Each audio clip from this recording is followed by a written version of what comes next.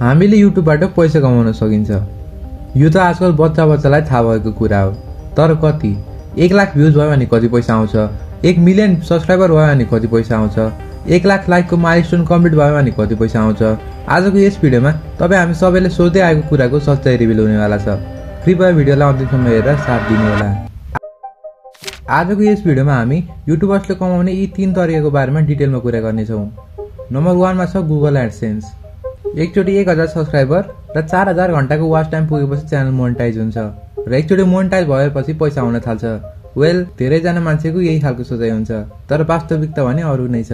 Channel monetise हुनु भनेको पैसा आउने सुरुवात त हो, तर आफ्नो रेभिन्यू अर्निङ भन्ने धेरै फ्याक्टरमा डिपेन्ड हुन्छ। त्यसभन्दा पहिला यो बुझ्नुस् कि हामीले युट्युबबाट कमाएको सबै पैसा युट्युबले हामीलाई दिँदैन। युट्युबले हाम्रो भिडियोबाट अर्निङ भएको 55% मात्रै दिन्छ र 45% भने आफै राख्छ। र यदि कुनै पनि तपाईको भिडियोको भ्युज युएसबाट आएको छ भने त्यसमा युएस सरकारलाई 30% एक्स्ट्रा ट्याक्स तिर्नुपर्नेछ र तपाईसँग आएको पैसामा 1% ट्याक्स तपाईले नेपाल सरकारलाई टिडीएस तिर्नुपर्नेछ। मानव तपाईले युट्युबमा 2टा 10-15 मिनेटको भिडियो अपलोड गर्नुभयो र एउटा भिडियो तपाईले अनलाइन मनी मेकिङ अर्थात तपाईले भिडियोमा अनलाइनबाट कसरी पैसा कमाउन सकिन्छ भन्ने बारे बनाउनु भएको छ र अर्को भिडियो भने ब्लग छ र तपाईको ती दुवै भिडियोमा 100K भ्युज पनि आयो। अब यी भिडियोहरुको अर्निङ यिनी फ्याक्टरमा डिपेन्ड हुन्छ। नम्बर 1 मा छ तपाईको भिडियोको निश। तपाईको भिडियो के को बारेमा छ त? तपाईको यो भिडियो जुन अनलाइन मनी मेकिङको बारेमा छ र तपाईको यो भिडियोबाट लगभग तपाईले 150 देखि 400 US डलर कमाउन सक्नुहुन्छ र अर्को तपाईको ब्लग वाला निशको भिडियोमा तपाईले जम्मा 25 डलर देखि 150 डलर सम्म मात्रै कमाउन सक्नुहुन्छ। यस्तो किन हुन्छ त? त्यसको बारेमा हामी पछि कुरा गर्नेवाला छौं। त्यसभन्दा पहिला जानौं तपाईको अर्को फ्याक्टर जसमा तपाईको अर्निङ डिपेन्ड हुन्छ। अर्को फ्याक्टर छ कन्ट्री भ्युज।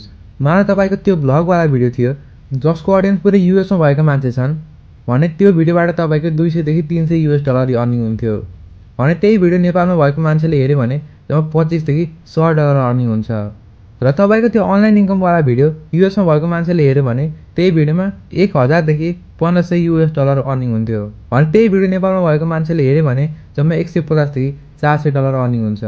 भ्युज त एउटै हो, तर यो देश अनुसार यति धेरै डिफरेन्समा इन्कम किन हुन्छ त? त्यसको कारण यस्तो छ, हामीलाई युट्युबले भ्युजको पैसा भन्दा पनि एडको पैसा दिने गर्छ र तपाईले कुनै नेपाली भिडियो हेर्नु भयो भने त्यसमा कम एड आउँछ र यदि तपाईले कुनै युएस बेस्ड भिडियो हेर्नु भयो भने त्यसमा बढी एड आउँछ।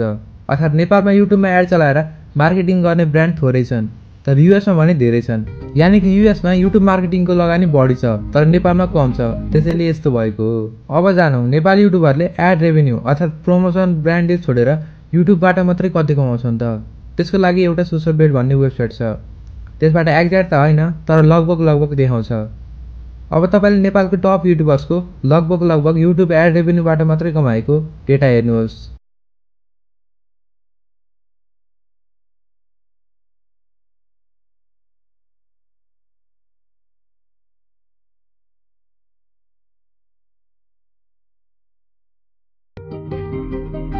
युट्युबबाट कमाउने अर्को मेथड छ ब्रान्ड डिल्स एन्ड स्पोन्सरशिप। अब जब तपाईको च्यानल राम्रो ग्रोथ हुन्छ, तपाईको च्यानलमा राम्रो भिज आउन थाल्छ, त्यसपछि तपाईलाई ब्रान्ड डिल्सहरुले आफ्नो मार्केटिङको लागि एप्रोच गर्न थाल्छन्। तपाईले युट्युबमा कुनै भिडियो हेर्दा क्रिएटरले बीचमा 10 मिनेटको ब्रेक लिएर भिडियो भन्दा बाहिरी टपिकमा बोल्छन् र भन्ने गर्छन् कि डिस्क्रिप्सनमा लिंक छ, कमेन्टमा लिंक छ अथवा मेरो यो प्रोमो कोड युज गरेर साइन अप गर्नु होला र यदि तपाईले उनीहरुले भने जस्तो गर्नुभयो भने ती क्रिएटरले सर्टेन अमाउन्ट अफ कमिसन पाउँछन्। र अहिले नेपालमा धेरै जसो युट्युबर्सहरुले अनलाइन बेटिङ साइट प्रमोट गरेर हुन्छन्, तर नेपालमा अनलाइन बेटिङ पुरै इलिगल छ र यसको प्रमोट गर्न बेटिङ साइटहरुले क्रिएटरलाई यति पैसा दिन्छन् कि जुन कुरा तपाईले थाहा पाउनु भयो भने तपाई सक्ड हुनुहुन्छ र यसको प्रमोट यदि खुलेआम हुँदा पनि सरकार भने के हेरेर बस्दै छ कुन्नी। यो भन्दै गर्दा मैले अनलाइन बेटिङ प्रमोट गर्नु मात्रै गलत हो भन्न खोजेको हो, अरु ब्रान्ड डिल्स अथवा एफिलिएट मार्केटिङ गलत हो भन्न खोजेको भने हैन। अब तेस्रोको टपिक हामीले अझ थिएका छौं। अब यो सेक्सनमा ती कुरा पर्छन् जुन गरेर तपाईले आफ्नो भिडियो थ्रु मार्केटिङ गरी त्यसबाट तपाईले पैसा कमाउन सक्नुहुन्छ। चाहे त्यो बिजनेस हुन सक्छ, चाहे त्यो आफ्नो मर्चेन्डाइज हुन सक्छ, चाहे त्यो अनलाइन कोर्सेस नै हुन सक्छ।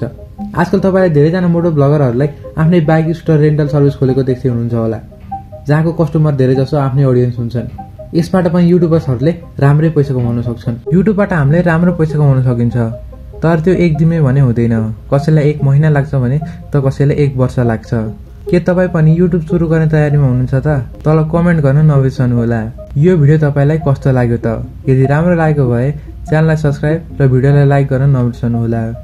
आशा छ हामी छिटै भेट्नेछौँ कुनै नयाँ भिडियोमा कुनै नयाँ टपिकका साथ।